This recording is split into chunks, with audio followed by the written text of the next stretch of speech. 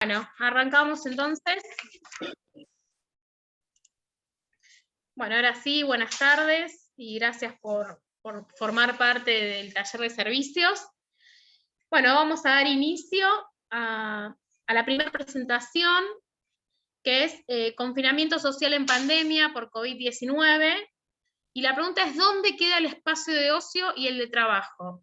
Una reflexión necesaria que va a ser brindada por Ligia Sánchez Tobar, que es investigadora y docente en salud ocupacional de la Universidad de Carabobo, Venezuela, y además es directora de la revista Salud de los Trabajadores, muy interesante, Lidia, y fue parte, digamos, de la presentación, y va a ser parte Luis Vicente Sánchez, de la Universidad Politécnica Territorial del Norte de Monagas, Venezuela.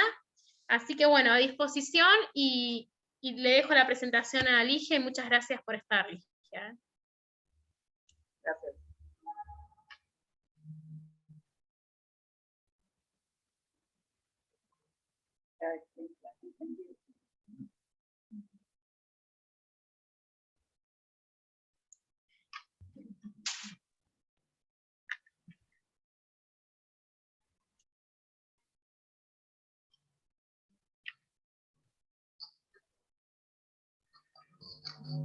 Comparto después mi perro. Hola, hola.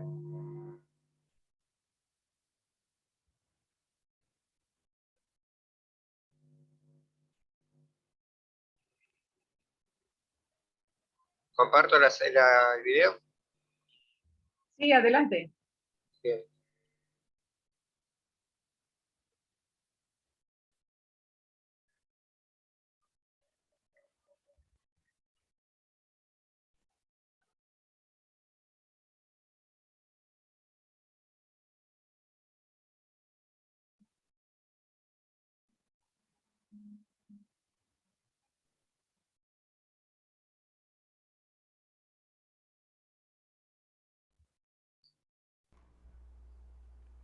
Es un honor para mí estar en este encuentro en conmemoración de los 10 años de la Red Iberoamericana Ibersoft. En esta oportunidad vamos a compartir con ustedes. Se oye, pero no se ve el video. Es un honor para mí estar en ¿No este se ve el video? encuentro en conmemoración de No. los 10 años de la Red. Vamos a compartir con ustedes.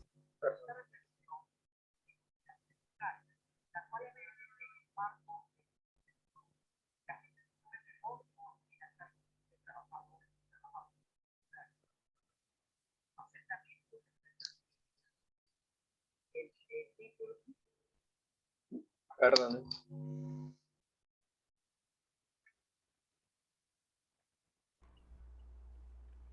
Es un honor para mí estar en este encuentro en conmemoración de los 10 años de la Red Iberoamericana Ibersoft. En esta oportunidad vamos a compartir con ustedes ¿Se ve? No. una reflexión. ¿No? Disculpen. La tecnología nos tiene. No es lo mío, sí. No, por ahí. Tengan paciencia. Es un honor para mí estar en este encuentro en conmemoración de los 10 años de la Red Iberoamericana Ibersoft. En esta oportunidad vamos a compartir con ustedes una reflexión que consideramos necesaria, la cual emerge en el marco del proyecto Las dimensiones del ocio y la salud de trabajadores y trabajadoras universitarias, un acercamiento desde la salud pública. El título de nuestra presentación es Confinamiento social en pandemia por COVID, ¿dónde queda el espacio del ocio y el trabajo? Una reflexión necesaria. Presentada por mi persona, Ligia Sánchez, y mi colega Luis Vicente Sánchez. Bien, todos sabemos que el confinamiento social, producto de la pandemia por COVID-19, como medida dirigida a la protección de la población ante el riesgo de contagio, generó cambios que han condicionado todas las esferas de la vida humana. Su impacto en el trabajo, en el ocio, en el quehacer de la vida cotidiana y en la salud es indiscutible. particularmente llama la atención su impacto en el trabajo, pues los cambios en este ámbito han comprometido de manera significativa los otros ámbitos. En esta reflexión, digamos, se parte del principio que la comprensión del trabajo desde su espacialidad es necesaria. Es decir, vamos a considerar el trabajo no considerando, no tomando en cuenta otras dimensiones que generalmente son manejadas como el tipo de trabajo. En este sentido, la reflexión se enfoca en la espacialidad del trabajo, la cual se ha visto trastocada con el confinamiento. En consecuencia, el conjunto de elementos que conforman el entramado de la esfera de la vida cotidiana se ha visto también afectada, producto de esta espacialidad del trabajo, donde el ocio ocupa un lugar de gran importancia por su impacto en la salud. El confinamiento o aislamiento físico obligatorio ha llevado a algunas personas a salir de su zona de confort.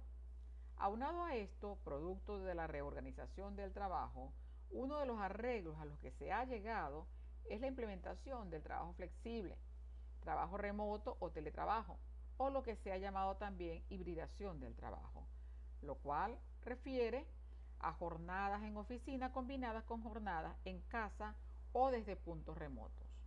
El traslado de las labores que habitualmente se desarrollaban en los centros de trabajo a los hogares tiene connotaciones muy importantes en la vida de los trabajadores y trabajadoras. En el escenario del teletrabajo o trabajo remoto, se revela o se pone en evidencia no solo el trastocamiento de la vida laboral, sino además el de la vida personal. Al echar una mirada hacia el tiempo libre, se devela una preocupación muy importante. En particular, al ser el hogar el espacio de trabajo, en el caso de las mujeres, quienes han tenido históricamente la responsabilidad del cuidado, atención, protección y labores del hogar, ahora se les agrega la ejecución del rol laboral de casa, con el denominado home office y el cumplimiento de las exigencias que acompañan el homeschooling que está siempre presente. Al quedar comprometido el tiempo libre en el escenario del confinamiento, se ven bloqueadas las actividades de ocio que normalmente se desarrollan en el curso de la vida cotidiana. Se está entonces ante la paradoja de lo que se podría llamar un tiempo libre no liberado, en virtud que no es posible un aprovechamiento o su uso en actividades placenteras ni en lugares escogidos para su disfrute. En confinamiento, se puede decir que estamos en presencia de una especie de saturación del espacio habitado, pues con el traslado del trabajo al lugar de habitación, este deja de representar el espacio de relax, de abandono y descanso físico y mental, de desligamiento con el espacio de trabajo. Es decir, deja de ser el espacio de conexión con el mundo interior y de desconexión con el trabajo. Por el contrario, comienza a tornarse en un espacio sobrecargado de exigencias y demandas de distinta naturaleza. Por un lado, las laborales y por el otro, las familiares. Ante esta situación, es necesaria la actuación para entrever formas creativas de rescatar espacio para el tiempo libre, de manera que dé paso a la recuperación del disfrute de ese ocio necesario en nuestra vida cotidiana que, producto del confinamiento, ha quedado un tanto de lado. Contextualizar y analizar los procesos del uso del tiempo libre y las actividades de ocio en estos tiempos de pandemia requiere revisar la importancia que han tenido estas en el contexto de la normalidad, tomando en cuenta que el ocio y la recreación constituyen elementos fundamentales en la vida y en el desarrollo humano. De ahí que es muy importante que sus prácticas sean conscientes. Además, deben ajustarse a las realidades del entorno, a los intereses y a las necesidades cambiantes personales y sociales, en armonía con el marco cultural que identifica a los sujetos en su contexto. De allí que en tiempos de pandemia hay que hacer un llamado o echar una mirada a los itinerarios de ocio, tal como señala Monteagudo en 2011. En este contexto, donde el hogar es el espacio de trabajo, se exacerban vías de escape a través de la conexión a equipos electrónicos. Esto en los hogares que disponen de ellos. Y en el tiempo de placer, descanso y ocio, se llega a convertir en un tiempo de consumo, producto de la conexión permanente a estos equipos y a los que se recurre para saciar la ansiedad generada por la necesidad de huir del espacio confinado en el hogar. Con este tipo de acciones se pierde la connotación del tiempo de ocio en tanto que eje vertebrador de la sociabilidad, en virtud que se genera una especie de cámara de aislamiento que cada miembro de la familia va conformando, lo que provoca mayor desconexión con el otro que, aún estando presente y cercano, se mantiene ajeno y distante. Estas cámaras de aislamiento no producen el efecto positivo de lo que Tobar Torres, llama burbujas de ocio, las cuales están dirigidas hacia el disfrute a nivel de lo psicoemocional, lo social, lo cognitivo y lo corporal. Rescatar la mirada hacia la espacialidad hogar-trabajo obliga a focalizar la atención hacia esferas esenciales que permiten acceder a la comprensión del impacto que la modalidad del trabajo remoto o teletrabajo ha tenido en la población trabajadora en la actualidad. En este sentido, es necesaria una aproximación epistémica que valore lo vivido por cada sujeto, rescatando su subjetividad, su experiencia lúdica y onírica, en tanto que elementos reveladores de lo individualmente experimentado en el marco de esta realidad sobrevenida en el ámbito del trabajo en su cotidianidad. Es innegable que el modelo de trabajo remoto o teletrabajo en pandemia ha favorecido la conservación del empleo, por una parte, ¿verdad? Y por la otra, ha posibilitado garantizar la continuidad de los procesos de enseñanza y aprendizaje. Sin embargo, al mirar desde el interior de lo vivido en esta experiencia, desde la subjetividad de los trabajadores y trabajadoras, se devela una realidad a la que es necesario atender desde diversos ámbitos de acción, a decir, el marco legal y la lucha sindical. De allí que es importante destacar el impacto general y diferenciado en la cotidianidad de hombres y mujeres del trabajo desde el hogar. De acuerdo a estudios desarrollados en Europa por Eurofond y la OIT en el 2007, antes de la pandemia, el teletrabajo o trabajo remoto o home office ya era considerado altamente estresante. En estudios desarrollados con mujeres se reveló que debido a las responsabilidades familiares que debían afrontar en el hogar durante la jornada laboral, les resultaba a ellas muy difícil concentrarse en su trabajo. Además del sentimiento de sobrecarga y altas demandas, tanto desde el ámbito familiar como del ámbito laboral, las trabajadoras no lograban separar el tiempo libre para actividades de ocio del tiempo de trabajo, en virtud que el espacio hogar-trabajo no permitía efectuar esa distinción. Cabe destacar que estudios recientes que han puesto en evidencia el impacto negativo que esta práctica tiene en los docentes, revela que debido al incremento de la carga laboral, el estrés y el cansancio desmedido son frecuentes en docentes. Esto lo señala Ortiz en el 2020. Asimismo, se ha revelado que la adaptación a la modalidad con el uso de las tecnologías les resultó altamente agotadora, generándole a los docentes y a las docentes estrés laboral, depresión, ansiedad, con efectos graves a la salud física y mental, comprometiendo su calidad de vida.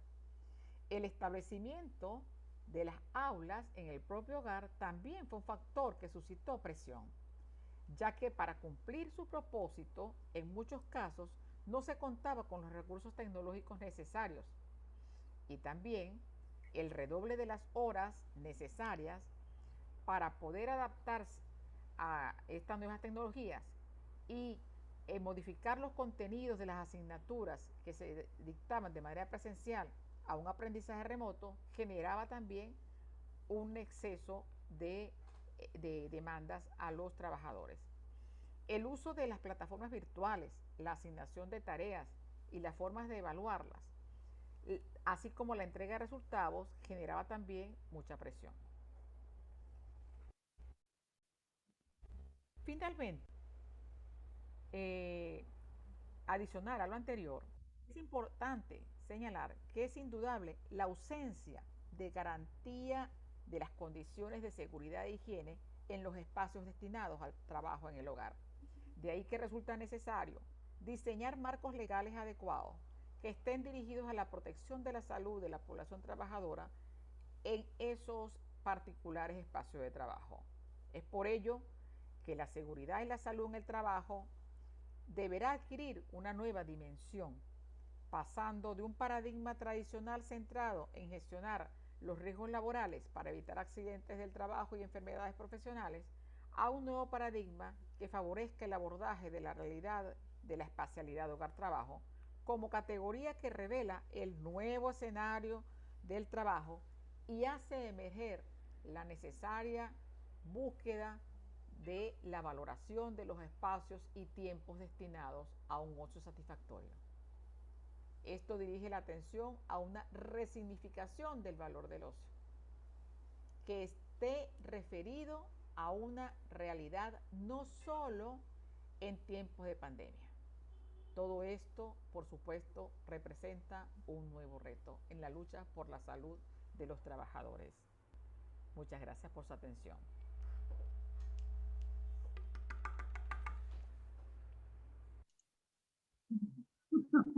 Muy bueno.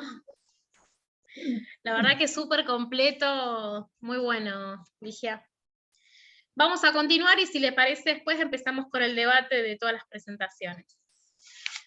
Bueno, ahora continuamos con el convenio sobre la violencia y el acoso 2019, su aplicación por ley y práctica en Argentina.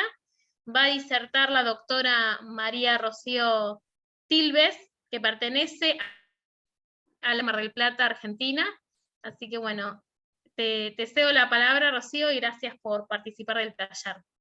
No, gracias a ustedes y también muy contenta por participar en este aniversario de los 10 años de la red de Ibersoc, de la que formó parte, la verdad, hace tiempo, representando junto a Mariel Martín en la Facultad de Derecho de la Universidad Nacional de Mar del Plata.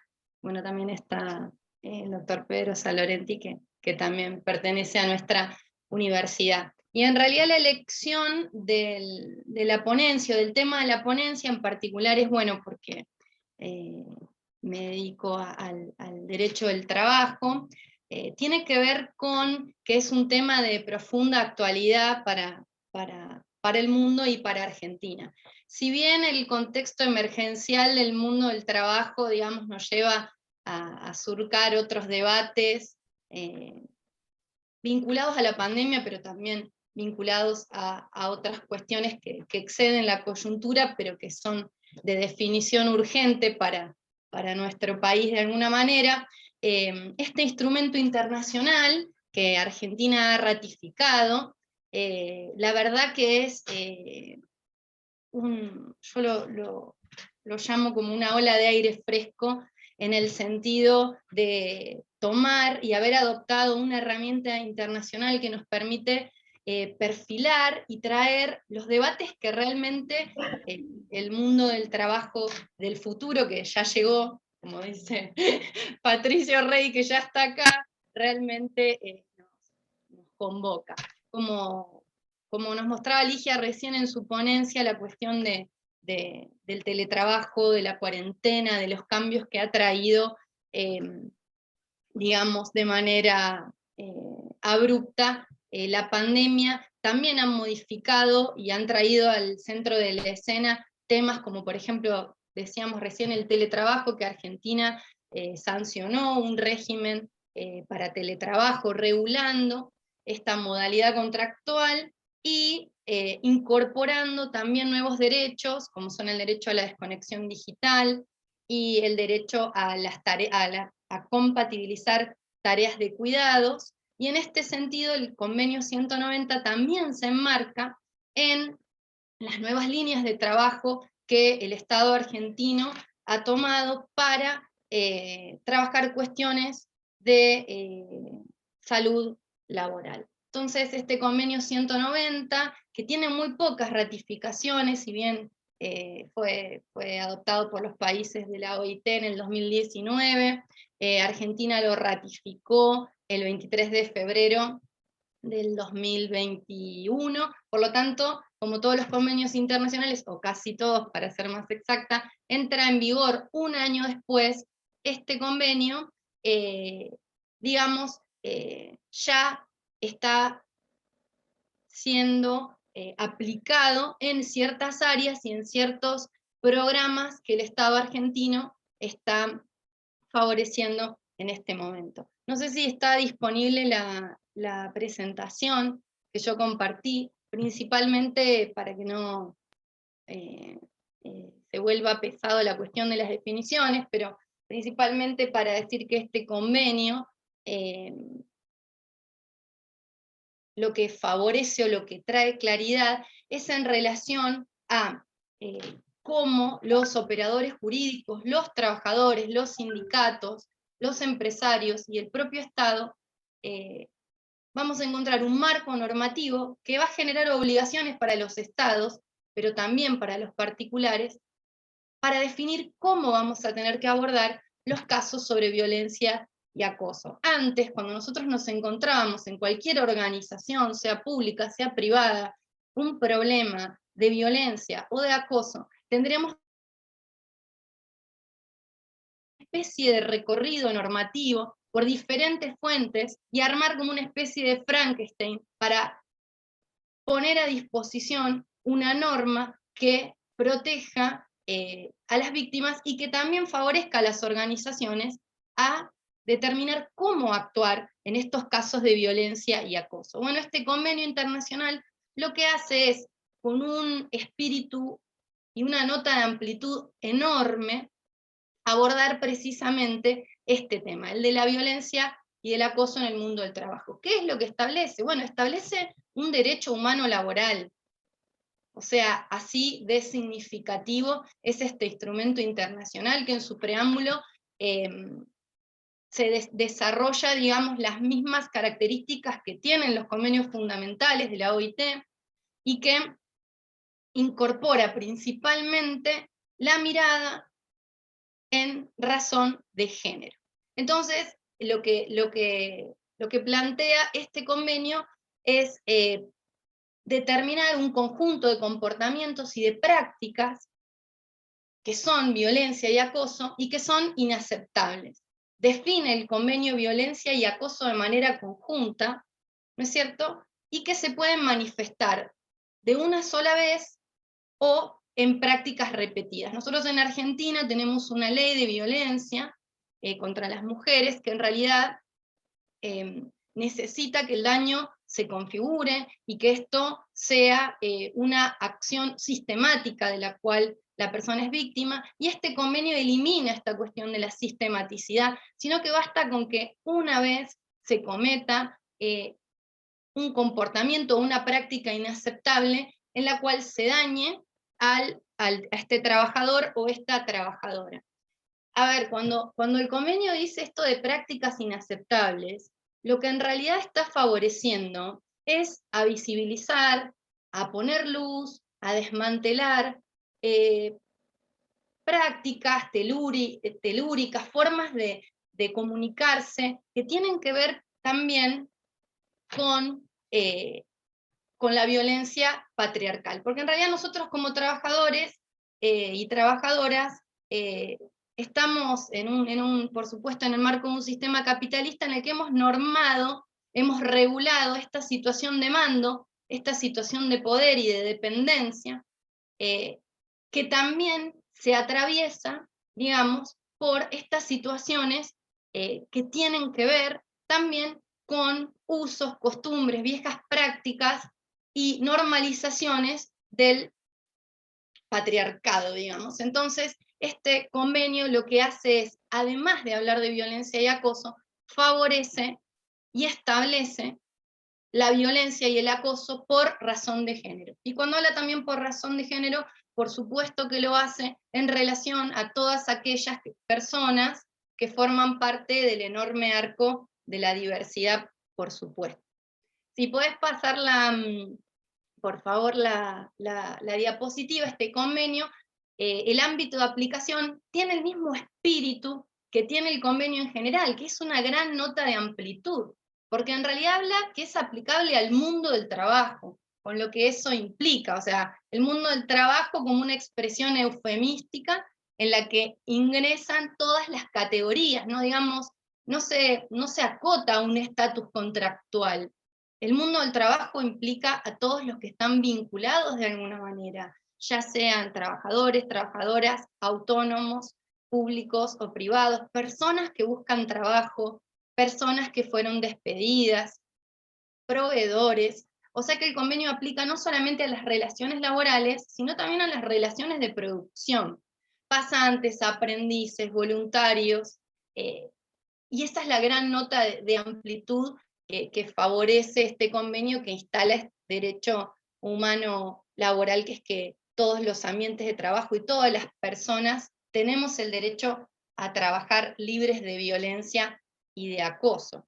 Repite también en el ámbito de aplicación que protege a personas, entonces incluye hombres, mujeres, binarios, no binarios, y todo el colectivo del arco de la diversidad, y también dentro de su ámbito de aplicación, el espacio temporal de aplicación también es amplísimo, porque nos habla de aquellos hechos que ocurren durante, antes o después de la relación del trabajo. Y esto se vincula con lo que recién nos contaba Ligia, que tiene que ver con esta coyuntura de trabajo híbrido o de teletrabajo que favoreció la pandemia, y que las situaciones en las que podemos encontrarnos por violencia y acoso, bajo violencia y acoso, trabajando a través del uso de nuevas tecnologías o tecnologías de la información y de la comunicación, que el propio convenio incluye dentro de su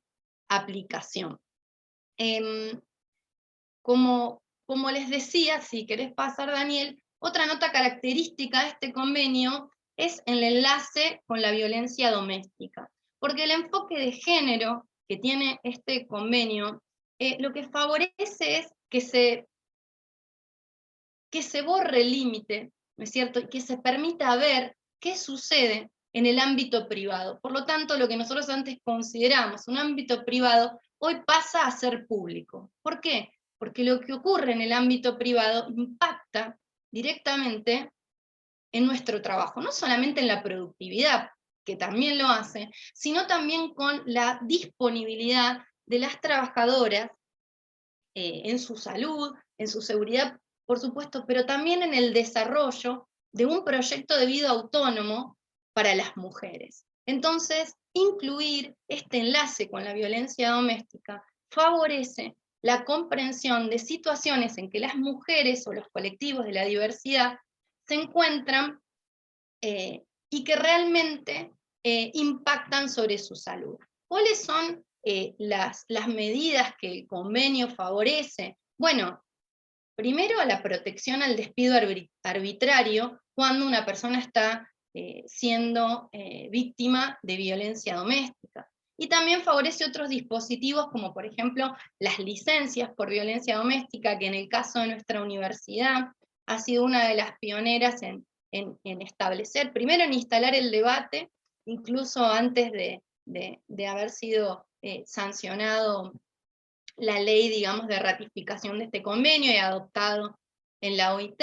También otras medidas tienen que ver, por supuesto, con la sensibilización en los espacios de trabajo de qué es violencia doméstica, y favorecer mecanismos dentro de la organización del trabajo para que esta situación no sea una variable de exclusión de las trabajadoras dentro del mercado de trabajo, o mejor dicho, y como dice el convenio, del mundo del trabajo. Si querés pasar, Daniel, por último, la experiencia argentina sobre la vigencia del convenio, esto que yo les contaba, cuando uno lo adopta y espera un año para que esté vigente, es la aplicación por ley. Pero lo rico es la aplicación por práctica, y la aplicación por práctica implica un cambio cultural, o sea, no solamente son los cambios normativos que nosotros tenemos que hacer, sino los retos de aplicación, que implican favorecer cambios culturales de tolerancia cero a la violencia laboral. Y en este sentido hay distintos pasos que el Estado argentino ya está dando, que tienen que ver con la aplicación práctica de este convenio, que tienen que ver principalmente con favorecer a los equipos que realizan tareas inspectivas, a los cuerpos de inspectores del Ministerio de Trabajo de Nación y de las provincias que ejercen la Policía del Trabajo, para tener una mirada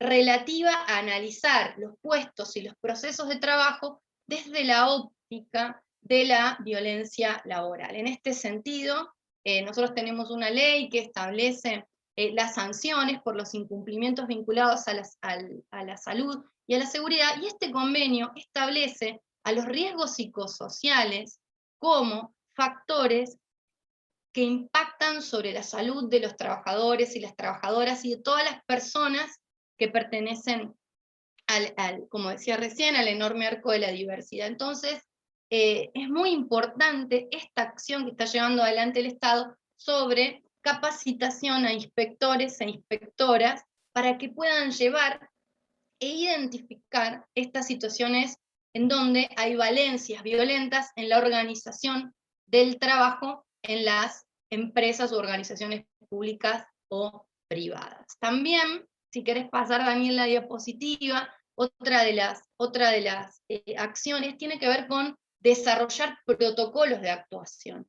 Y este es un trabajo súper importante en el cual tanto los sindicatos digamos, de primer, de segundo grado, federaciones y también las confederaciones, tenemos que trabajar en el sentido de favorecer estos espacios que pueden surgir desde espacios mixtos de participación, como comisiones paritarias mixtas, como las que hay en las universidades nacionales, o comités mixtos, por ejemplo, favorecer estos espacios en donde, respetando el espíritu del convenio, que es favorecer el diálogo social, se establezcan mecanismos de actuación intraorganizacional para resolver estos conflictos.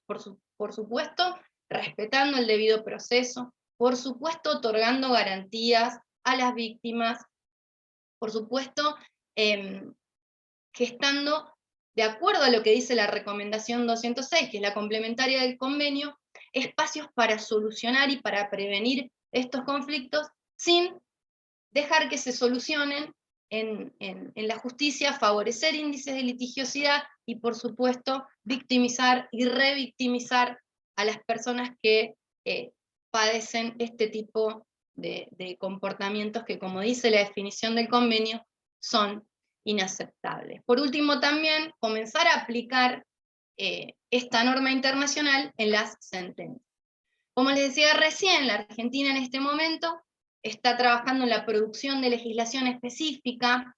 Parte de la doctrina dice que una nueva ley acotaría el espíritu del convenio, que es amplísimo, como ustedes han visto, Entonces, se está evaluando si tomamos distintos sistemas que toman otros países. Francia sancionó una ley específica sobre acoso laboral. Canadá lo incluyó a su ley, digamos, su ley de contrato de trabajo. Bélgica sancionó una ley de salud y seguridad específica que incluye a los riesgos psicosociales y a la violencia y al acoso en los términos del 190. Entonces, ese es el debate que se está dando en Argentina, a ver cuál va a ser la recepción normativa de este convenio. También tenemos que trabajar en armonizar la legislación que tenemos de acuerdo a esta nueva óptica y a esta nueva mirada que atraviesa desde la perspectiva de género todo lo que tiene que ver con la salud laboral que propone el convenio 190. Y por supuesto,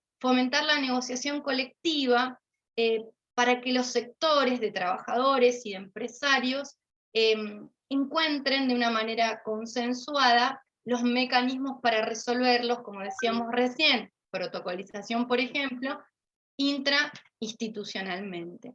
También se encuentra en funcionamiento un programa, que es el programa Qualitas 190, que es el que está gestando esta hoja de ruta, donde se va receptando todo esto que yo les conté, y por supuesto mucho más, relativo al convenio 190. Creo que sí, puede pasar la diapositiva ya para terminar, y creo que por ahí también me excedí unos minutos y pido disculpas. Yo creo que para quienes trabajamos en salud y seguridad, esta norma que parece lejana, porque esa característica suele tener el derecho internacional, que parece que es algo que está lejano, en realidad es parte de nuestra Constitución, tiene la fuerza de una fuente supralegal, por lo tanto nuestro Estado está obligado a aplicarlo, y nosotros, que somos los operadores, en mi caso operadora del derecho, como abogada, pero todos, cada uno de los trabajadores y trabajadoras de nuestro país, tenemos que aprender y apropiarnos de estos nuevos derechos laborales que marcan el camino a recorrer, que marcan la formación que tenemos que tomar, que marcan cuáles son las urgencias que el nuevo mundo del trabajo demanda. Se trata, como escribí ahí al final, realmente de un nuevo paradigma de convivencia, y que repara una deuda social con mujeres y con diversidades, y que exige esto, exige formación, exige comprensión, exige revisar las propias construcciones, revisarnos para luego tener una mirada renovada sobre las organizaciones en donde nos desempeñamos. Así que quería hacer mi aporte para este espacio y agradecerles a todos por la escucha. Muchas gracias.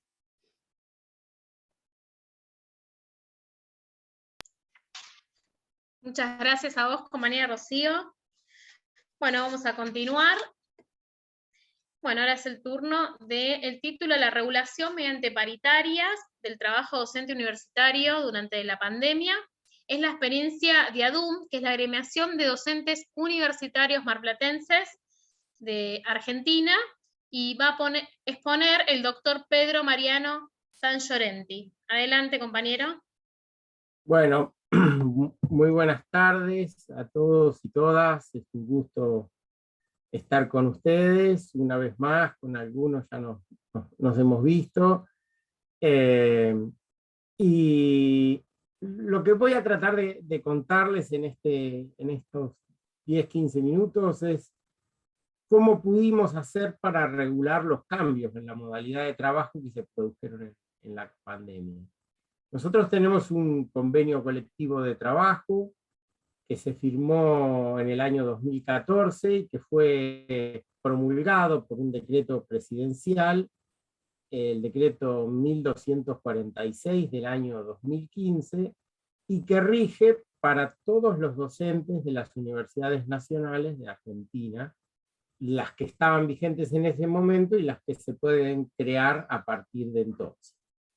De esa manera se regula la actividad laboral de los docentes, pero que también son extensionistas, investigadores, o que realizan, digamos, distintas tareas, no solo la docente, aunque esta es la que define la característica del trabajador.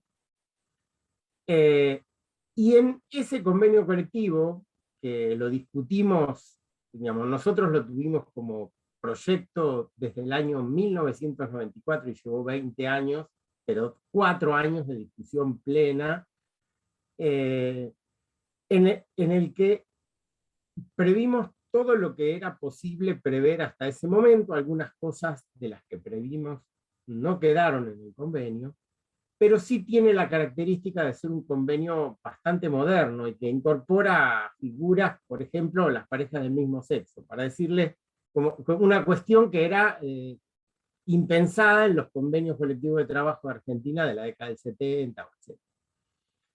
Que son, digamos, donde rigen la mayoría de los convenios importantes de nuestro país. Y incluyó un capítulo específico de condiciones y ambiente de trabajo y su regulación mediante una comisión paritaria nacional y una local, en cada universidad nacional. Es decir, que existen estos comités mixtos, estas comisiones mixtas previstas en el convenio colectivo, no habían tenido mucho avance y mucho desarrollo, pero la pandemia las puso a trabajar. En Argentina, el decreto presidencial por el cual se cerró la actividad laboral prácticamente con cuarentena y por una cuarentena prolongada, data de aproximadamente el 20 de marzo de 2020. A partir de entonces, todos estábamos empezando lo que es para nosotros el primer cuatrimestre del año, empieza, digamos, en términos cambiados con el modelo europeo o los países que están arriba del Ecuador. Y bueno, algo que parecía que era por un tiempo corto, se empezó a prolongar en el tiempo. Y nosotros habíamos querido incorporar en el convenio colectivo la figura del trabajo a distancia, como una de las tantas modalidades laborales que en algunas universidades o en algunas carreras, algunas materias, aparecían en el momento de su discusión. Sin embargo, el Consejo de Rectores no quiso y no quedó descrito en el convenio. Entonces existía un vacío legal por el cual se pretendía que el conjunto de trabajadores que nosotros representábamos en nuestra universidad y que en otro momento me ha tocado representar a nivel nacional como secretario general de la federación, no estaba regulado. No se sabía qué nivel de cobertura tenía las aseguradoras de riesgo de trabajo en las casas desde donde se daban las clases. No se sabía cuál era el nivel de cobertura que tenía el salario y la mayoría de las cuestiones que están reguladas por el propio convenio. Pero de hecho, y en muy poco tiempo, al mes, nosotros detectamos que más o menos entre el 70 y el 80% de las actividades docentes se intentaba realizar por la modalidad a distancia. O sea, a pesar de que no era lo que estaba previsto, era lo que ocurría. 2 meses después del inicio de la cuarentena, hicimos una encuesta a nuestros representados, y de esa encuesta surge que en realidad eran esas las proporciones, o sea, ya había la mayoría estaba intentando dar las clases de esa manera, la mayoría lo hacía en sus casas y con equipos propios, pagándose su conexión de internet. Bueno, en esa encuesta surgía que había un alto porcentaje, entre el 60 y el 70% trabajaba con equipos propios porque tenían 5 o más años de antigüedad, digamos, sus computadoras, sus equipos electrónicos con los cuales conectarse. No habían tenido una capacitación acorde y la estaban recibiendo a la par que daban las clases para poder dictar las clases de la manera en la que se estaba haciendo. Se aprendió rápidamente a hacer esto que estamos haciendo en este momento, a trabajar por Zoom o por las distintas plataformas.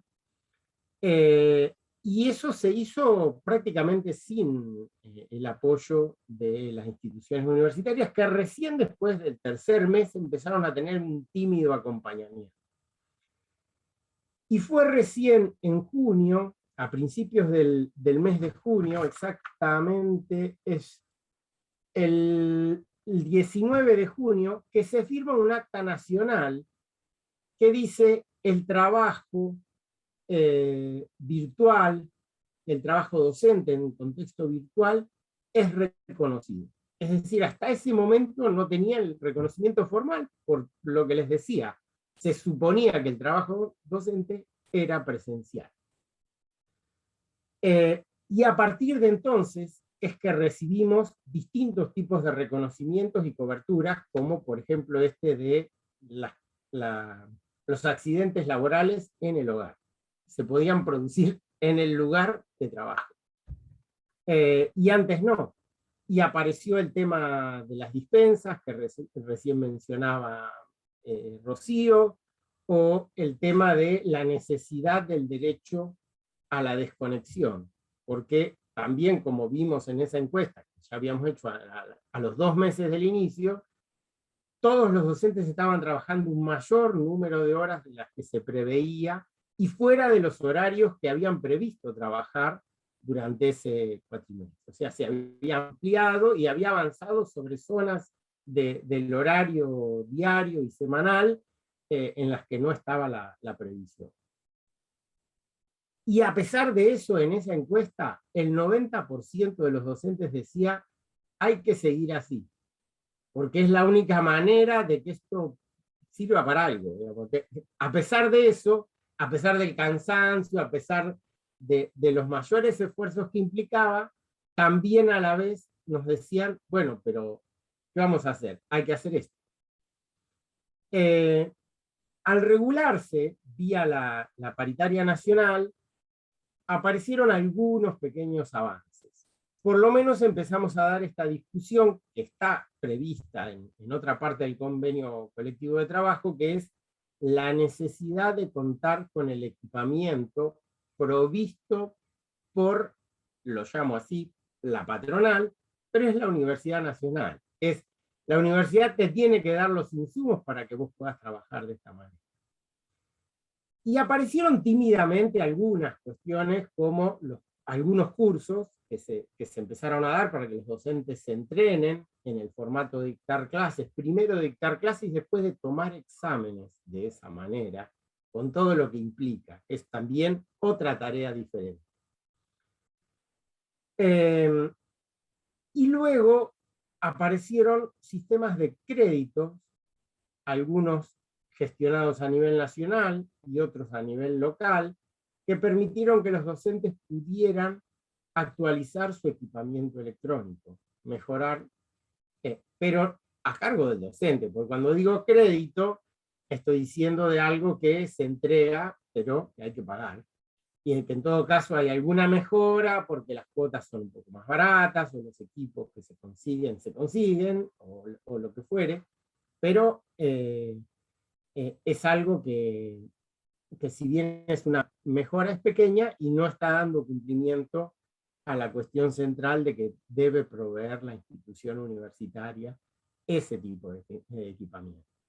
Al día de hoy seguimos peleando porque existan aulas desde las cuales ir a la universidad a dar una clase y que esa clase se transmita de modo sincrónico. Y algunos dicen, bueno, que esas mismas podrían hasta tener estudiantes presentes y otros que lo vean desde otro lugar. Bueno, eso no está instalado todavía. Digamos, en muy pocos lugares existen en Argentina ese tipo de aulas. Son aulas que requieren un equipamiento que de alguna manera sigue al docente o que deja por un lado el pizarrón enfocado simultáneamente con el docente moviéndose en las clases. Estoy con tos. Entonces, llegamos a ese punto y logramos hacia fines de año, también mediante negociaciones paritarias, tener un pequeño reconocimiento de una bonificación que se incorporó al salario, que tenía que ver con el pago de la conectividad, es decir, con la posibilidad de pagar algo de lo que estábamos pagando para tener la conexión de Internet en nuestros hogares.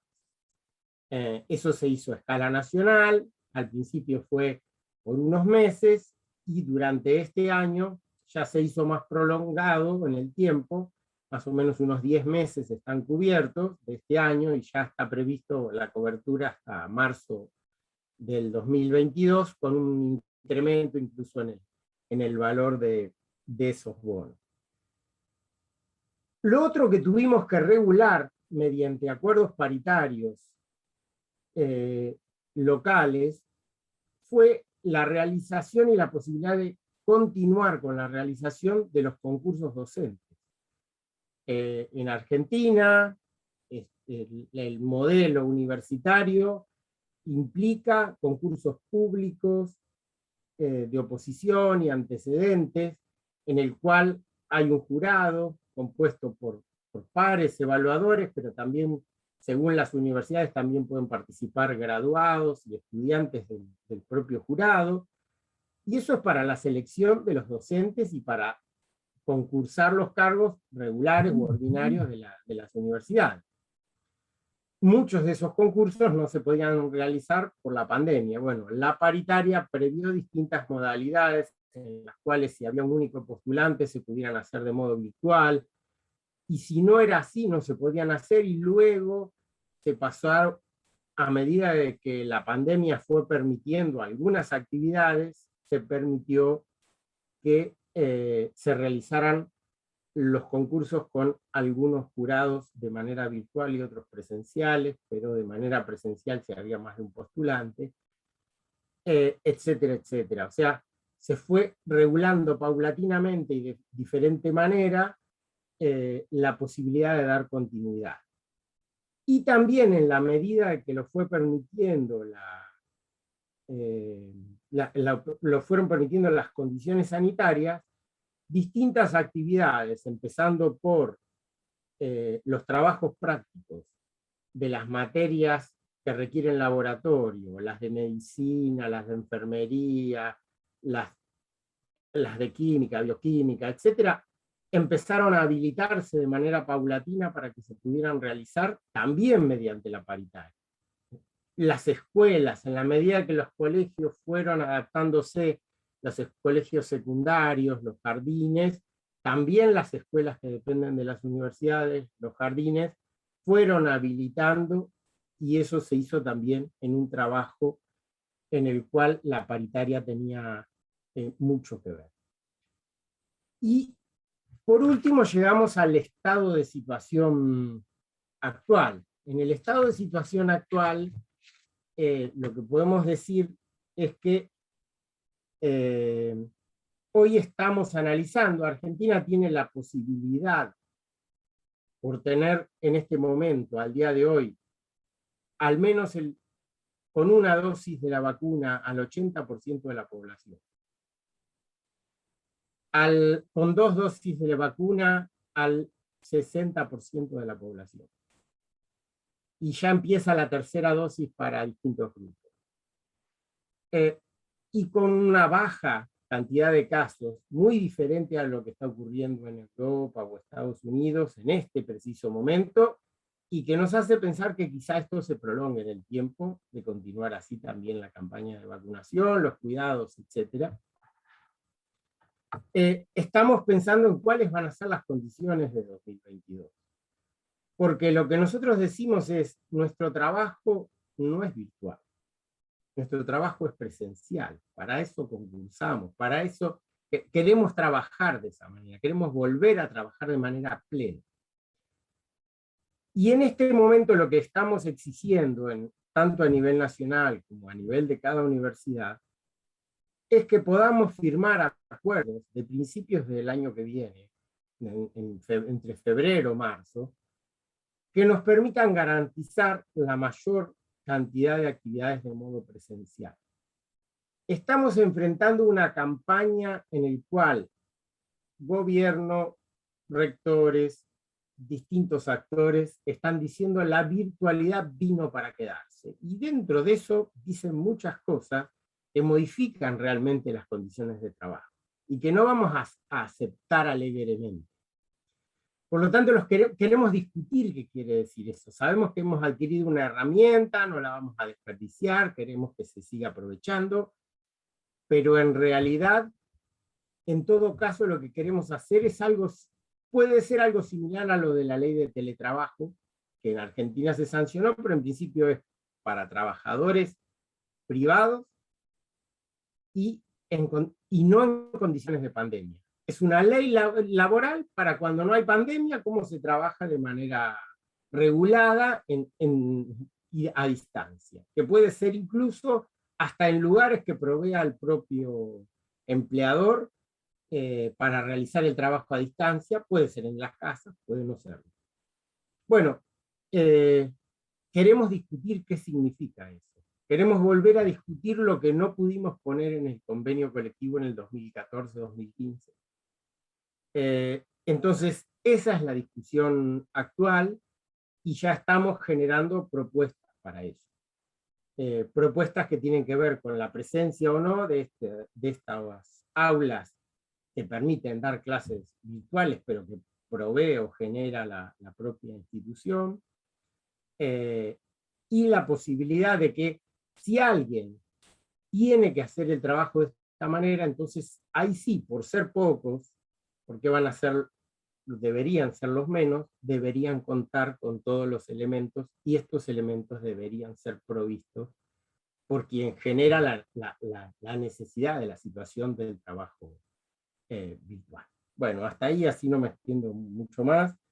Y lo otro que hemos podido hacer, le pongo el título, hay otro trabajo por ahí que se va a presentar, para generar un proceso de distensión en esto y que acompañe a los trabajadores dentro de este marco de virtualidad. Generamos un programa que llamamos Caminatas Saludables, donde proponemos que la gente salga a caminar por las sierras y haya un acompañamiento, gente que los guía y demás, y que hagan algo absolutamente distinto y que realmente nos saque de las casas en este momento en el que se puede. Listo. Gracias. Bueno, muchas gracias, Pedro. Bueno, pasamos a la última disertación sobre las experiencias en el abordaje del COVID-19 en el sector laboral en Venezuela. Realizan la presentación, yo voy a nombrar a todos los integrantes que participaron. La doctora Evelyn Escalona, del Centro de Estudios de Salud de los Trabajadores de la Universidad de Carabobo, Venezuela. La doctora Ligia Sánchez, que ya la presentamos anteriormente. El doctor licenciado Franklin Moreno, de la Universidad Tecnológica de Centro Unitec. Y la doctora Lucía Llanes, investigadora de la empresa Ergonómica Sociedad Anónima. Bueno, ponemos a disposición la presentación.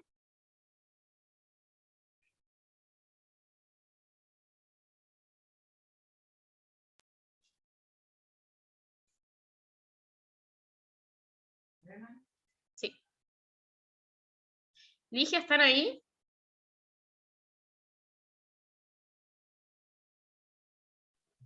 Sí, si quieres pones el video, ¿cierto? Si quieres pones el video a ver si se ve bien.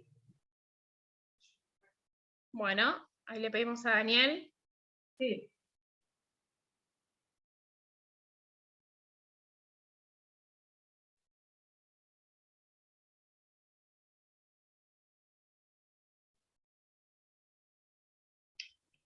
Un segundo, por favor.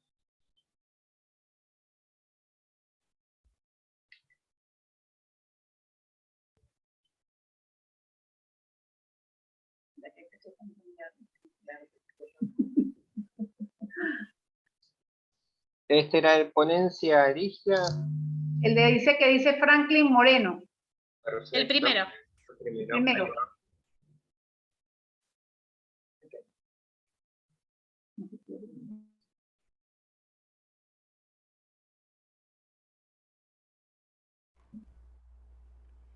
Es un honor para mí estar en este No, esa no. encuentro en conmemoración de los 10 años de la ¿Este Red no es? Iberoamericana. No, esa no, la anterior.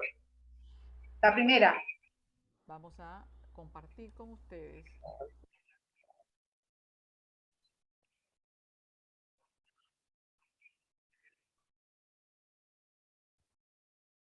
Franklin Moreno, dice.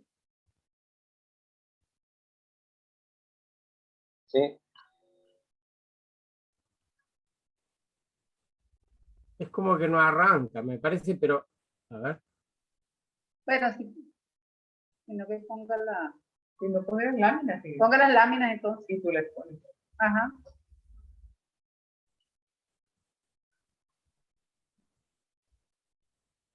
Láminas. Y las láminas, El por favor. PowerPoint. El PowerPoint. Bien. Ujú.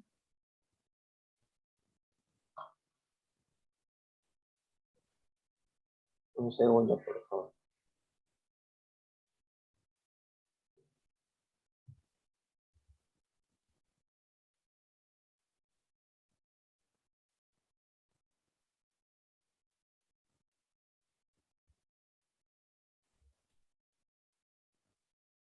Un segundo. Ok. Yo creo que Esa era. ahí dice escalona. No está funcionando. Un segundo. La que dice escalona, ¿será? No. Escalona. Baja. No, ahí no. Regrese. Ya ver si ese es el PowerPoint. Un segundo. Ahí, el escalona está ahí. Escalona hasta allí. Ah, perfecto. Ahí va. Allí es. Disculpe. No sé tampoco.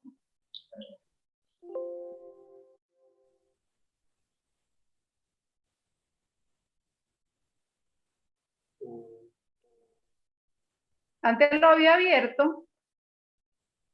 Así. Sí, Sí, pero está Dani, si no lo compartimos nosotras desde acá. Dale, a ver, Si dale, querés dale. salir y probamos desde acá, Ahí porque tira un error. hay algún error en ese. No, pero hace Sí. rato lo abrió. Hace rato estaba abierto. Sí, ahí vamos. Ahí, Ah, eso, claro. eso. Perfecto. Listo. Bueno, si quiere pasa a la siguiente. Y vamos a hablar de la experiencia en el abordaje del COVID en el sector laboral en Venezuela en 3 sectores. Estos son los autores que ya ustedes los mencionaron. Bueno, a manera de introducción, en Venezuela se inició la pandemia el 13 de marzo de 2020 y en un contexto de un país asediado con una crisis económica bestial que yo creo que nunca habíamos vivido, con una hiperinflación y producto de medidas económicas coercitivas unilaterales impuestas por muchos países del mundo, bueno, Venezuela se encuentra en una situación bastante crítica. En este contexto, cuando se inicia la pandemia, el Estado, la nación, pues, el gobierno nacional decreta un estado de alarma de acuerdo a la constitución nuestra, y eso nos permitió manejar comenzar a manejar la situación. La siguiente.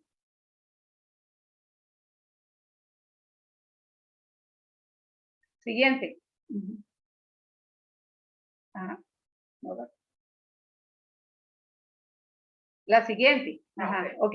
De las medidas inmediatas que fueron adoptadas a nivel nacional, bueno, se declaró en emergencia el sistema sanitario, se colocaron restricciones de circulación en las zonas geográficas donde comenzaron los primeros casos, se suspendieron todas las actividades laborales no esenciales, quedando solamente trabajando aquellos sectores que involucran lo mínimo pues, de la vida ciudadana.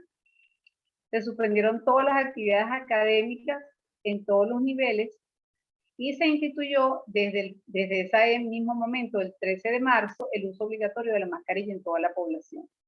Y se decretó una cuarentena nacional obligatoria para los casos COVID sospechosos que fueran confirmados o aquellas personas que hubiesen tenido contacto con algún enfermo. y se comienza la detección precoz de casos y la hospitalización en un 100% de las personas enfermas. Siguiente.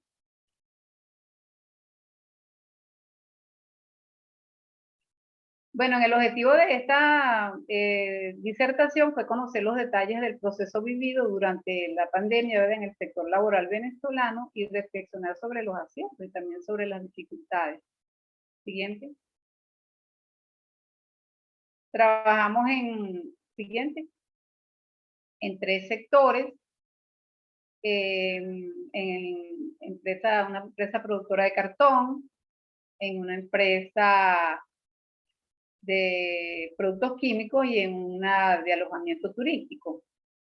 Y utilizamos como metodología entrevistas a los coordinadores de salud y seguridad en el trabajo para conocer las medidas implementadas basadas en los decretos de nivel nacional, y se observaron esas experiencias laborales en la manufactura de cartón, en la empresa química y en una empresa hotelera de turismo.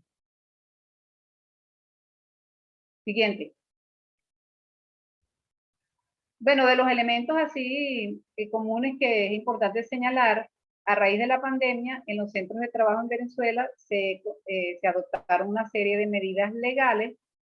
Venezuela tiene una rica legislación laboral que protege la salud y la vida, y la cual tiene rango constitucional.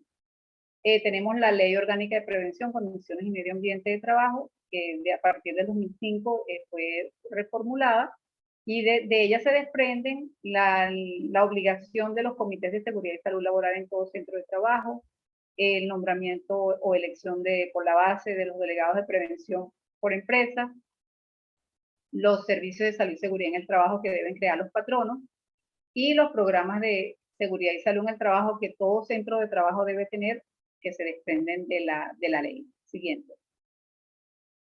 En relación a las medidas generales aplicadas en los centros de trabajo, fueron los siguientes. De marzo a mayo de 2020, ¿verdad?, se mantuvo por 90 días una cuarentena nacional estricta en Venezuela, donde solo estaban activos los sectores laborales esenciales. A partir de junio 2020, se flexibiliza la cuarentena nacional y se adopta la medida en Venezuela que llamamos el 7x7. 7 días de trabajo y 7 días de no trabajo, con cuarentena estricta. Y se incorporaron progresivamente a partir de este decreto presidencial de la cuarentena flexibilizada nuevos sectores laborales, pero con horarios escalonados, de manera de que no todas las personas fuesen al mismo momento a laborar. Eso para regular lo del transporte y evitar aglomeraciones en las calles. El Ministerio también del Poder Popular para la Salud estableció la responsabilidad, una medida sanitaria de responsabilidad social ante la pandemia, la cual debería ser cumplida por todos los ciudadanos. Y estas orientaciones del Ministerio de Salud orientó a las empresas o a los centros de trabajo para que se tomaran las medidas al interior de ellos. Adelante. Todo eso fue en el mes de junio. Luego, también ese mismo mes de junio de 2020, el INSACEL, que es el Instituto Nacional de Salud y Seguridad Laboral, creó una comisión científico-técnica para acreditar y aprobar los programas de bioseguridad para la prevención del COVID en todo centro de trabajo, de manera que esto es una cuestión obligatoria. Y por su parte, la Asociación Venezolana de Higienistas Ocupacionales, AVOC, ellos publicaron una guía titulada Buenas prácticas en el reintegro laboral en los centros, en el marco de esta flexibilización de la cuarentena social preventiva. Adelante. Ya que no había ningún instrumento pues, que ayudara. Siguiente. También Fondo Norma, que es un centro que también contribuye con la creación de normas técnicas, publicó una norma sobre la prevención y control para mitigar el COVID-19 y dando orientaciones sobre buenas prácticas, planes y medidas, ¿no? También ellos publicaron otra norma en este interín sobre los establecimientos turísticos y cuáles deberían ser las normas de bioseguridad que se deberían adoptar en los hoteles. Siguiente.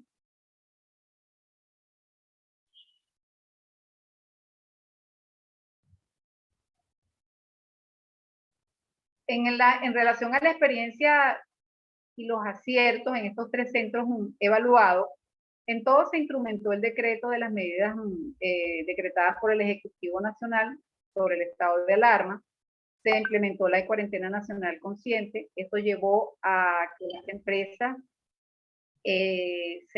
dejaran en sus casas a un grupo importante de trabajadores y solamente se privilegió la presencialidad en aquellas áreas de trabajo donde no hubiese que el aforo lo permitiera por el tamaño de los locales, etcétera.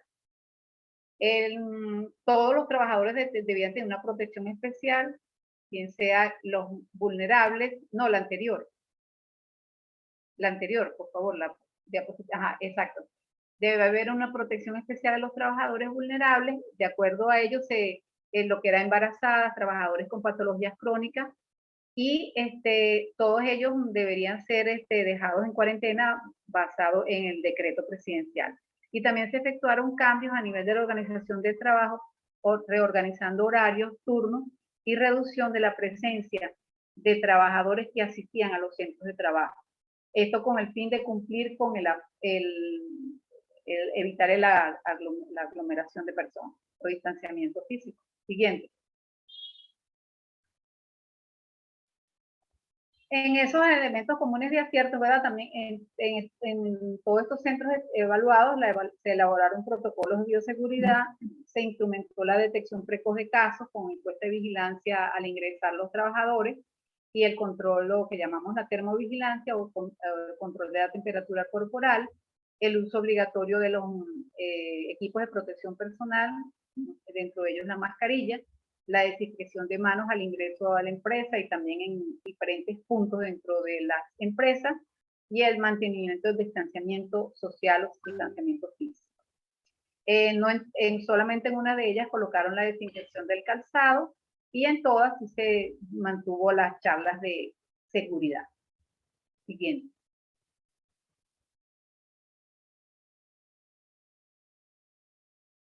Siguiente. De las dificultades, bueno, en los centros de salud público que se disponen de pocas, ¿cómo se dice? Pocas pruebas, pues, para confirmar el diagnóstico de los casos sospechosos, y esto conllevó a que varios casos que uno detectaba en el servicio médico, no necesariamente había que mandarlos en cuarentena porque no se podían demostrar si estaban o no contagiados. Se ha dificultado la accesibilidad también a las vacunas debido a las medidas coercitivas unilaterales o al bloqueo económico que vive la nación. Venezuela comenzó a vacunar un poco en retardo comparado con otros países de la región. Sin embargo, a pesar de todo el bloqueo y todas las medidas que nos han afectado, ya hoy tenemos el 70% de la población nacional vacunada, y esto, bueno, se refleja también en las estadísticas de los 3 centros evaluados. El elevado costo que ha significado para los trabajadores asumir las evaluaciones paraclínicas cuando son indicadas para descartar que están enfermos o no, ya que esto sí lo tienen que cubrir los trabajadores, eso no está dentro de solamente de los 3 centros estudiados, uno de ellos cuenta con pólizas de HCM para los trabajadores y el resto lo tienen que cubrir por cuenta propia. Y otro tema que nos ha venido atravesando se trata con el déficit de combustible para los vehículos de motor. Esto por el déficit de la gasolina. Debido a las medidas de bloqueo, nosotros tenemos un problema con la producción de gasolina, del combustible, de la empresa petrolera venezolana, y esto todavía estamos ante esa situación y dificulta la movilidad, y por supuesto esto a su vez se ha convertido también en un control de la pandemia. Siguiente.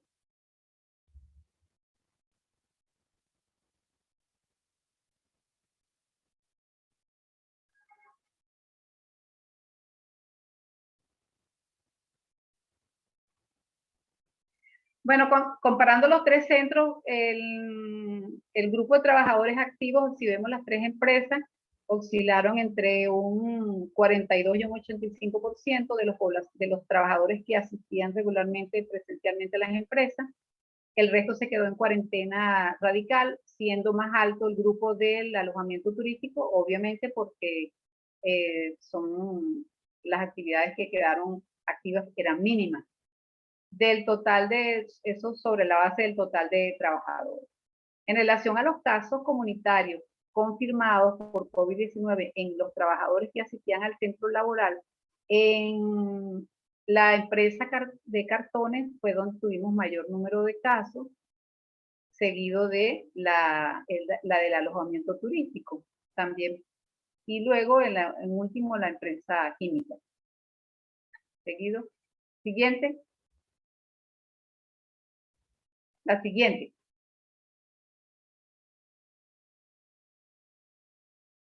En relación al porcentaje de personal vacunado con protección ya total, pues aquí a Venezuela llegó la vacuna Sputnik 5 de origen ruso y la vacuna Verocell Sinopharm de origen chino. En las empresas de cartones, la empresa que ha tenido mayor cobertura fue la del alojamiento turístico, ya que se hicieron algunas medidas con el Ministerio de Salud debido a un caso de un fallecimiento de un trabajador. El ministerio hizo una actividad especial para incrementar la vacunación en ese centro turístico. Y del resto, quiere decir que hay alrededor de casi un 70% del grupo, tanto en cada una de las empresas, que ha recibido el porcentaje de vacunados, es de un 20.5 a 30% que no se ha vacunado aproximadamente. Adelante. Siguiente.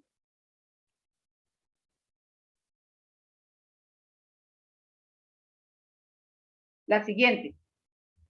Bueno, para ir concluyendo, de las medidas implementadas en las empresas seguidas, ¿no?, han permitido evitar los contagios, la detección precoz de casos y el control de la pandemia, y se han fortalecido las medidas preventivas, cosas que no eran muy comunes en los trabajadores, por lo menos en la empresa de cartones, donde era obligatorio el uso del tapabocas.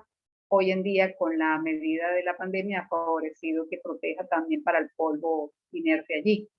En los centros estudiados, la cantidad de trabajadores en cuarentena osciló entre un 14% y 57%, siendo mayor en el sector turismo, debido a las actividades reducidas a su mínima expresión. Siguiente.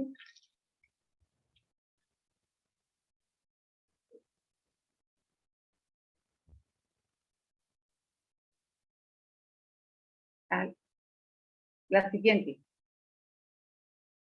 Bueno, a pesar de las medidas de bloqueo económico a la cual está sometida Venezuela, se ha logrado inmunizar un porcentaje importante de la población general, le señalaba un 70%, y de la población trabajadora también. La cantidad de casos comunitarios que han sido confirmados en los centros estudiados son pocos. Una de las razones se debe a que la curva de contagio a nivel nacional se mantuvo muy baja hasta el mes de junio 2020. Y luego también tenemos que otra dificultad ha sido la disponibilidad de pruebas diagnósticas de COVID-19, que no son muy abundantes, y esto ha dificultado que se confirmen los casos sospechosos que uno pueda detectar en las empresas. Por otra parte, los servicios de salud y seguridad en el trabajo y los comités de seguridad les ha correspondido un rol protagónico en el control de la pandemia. Bueno, muchas gracias. Bueno, muchas gracias, muy bueno. La verdad que súper completo las exposiciones, las conclusiones. Ahí no sé si nos vemos. Sí.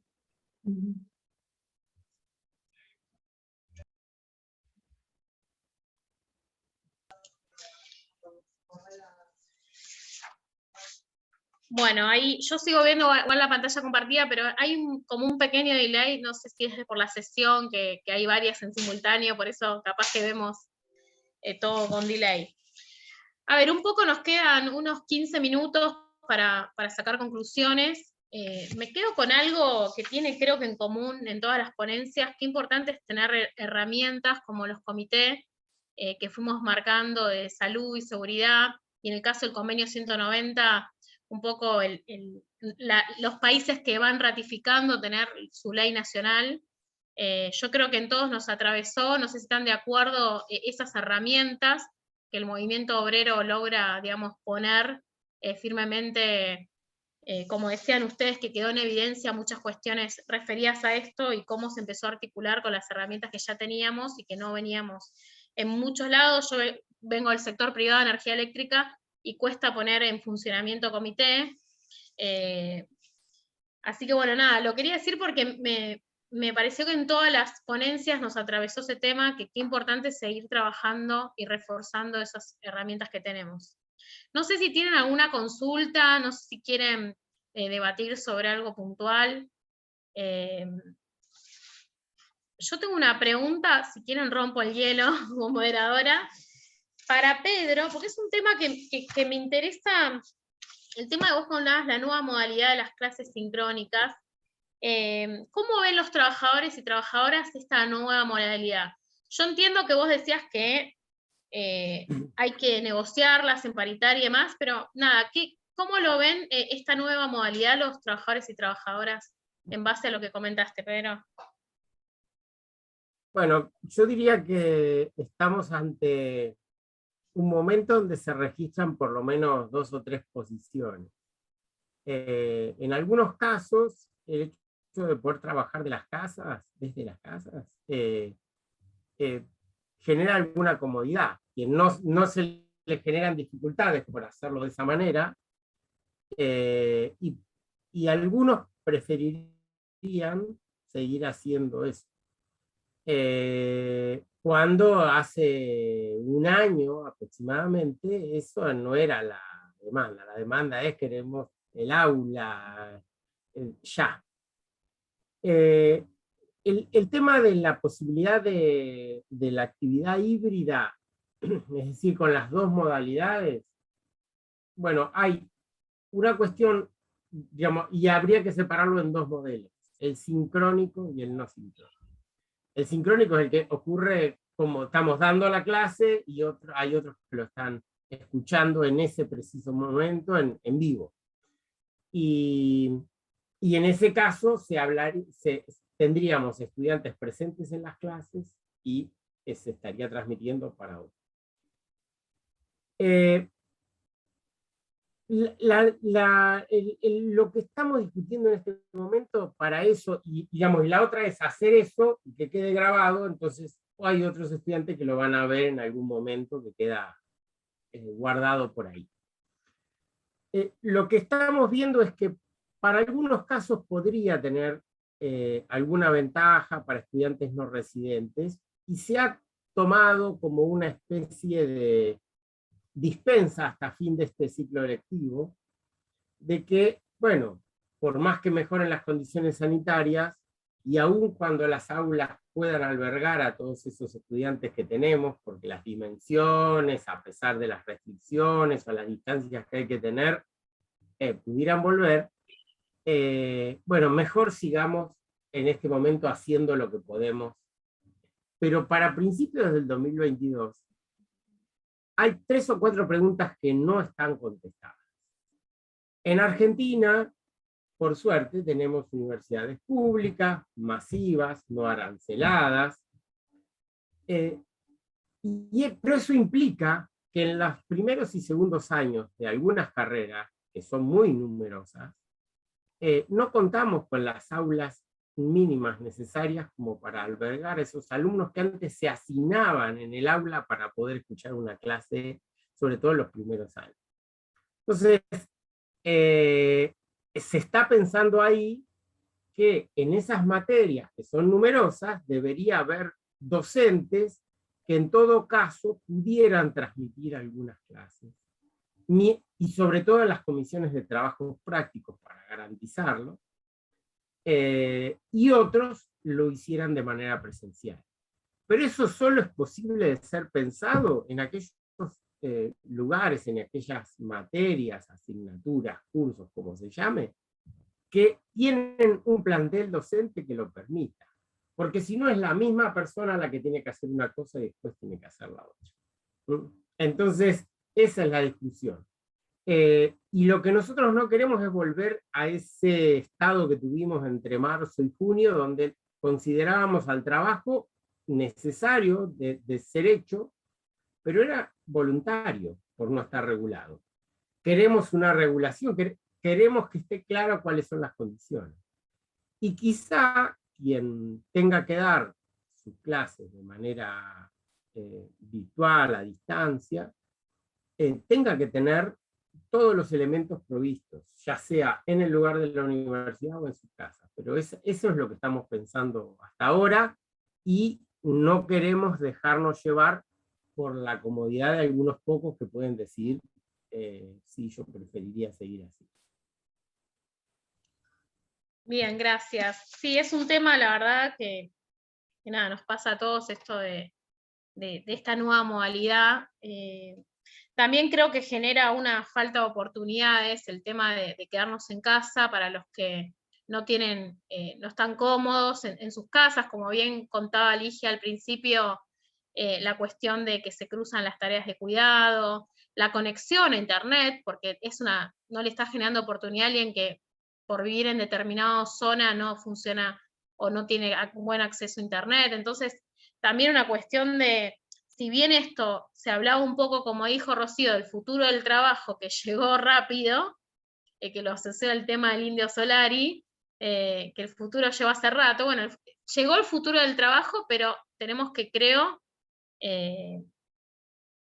llevarlo a paritarias, discutir leyes, normas. Hoy la Argentina tiene una ley de teletrabajo que es solo para el sector privado, y bueno, creo que tenemos que seguir lo mismo en cualquier país. Creo que hay que normar estas cuestiones porque si la verdad que no se legislan, el que pierde es el trabajador, no el empleador.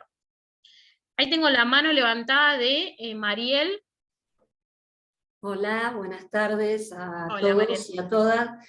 Escuchando atentamente a Pedro, también hay algo que surge de todo esto cuando uno es docente, es el tema de la incertidumbre, la angustia.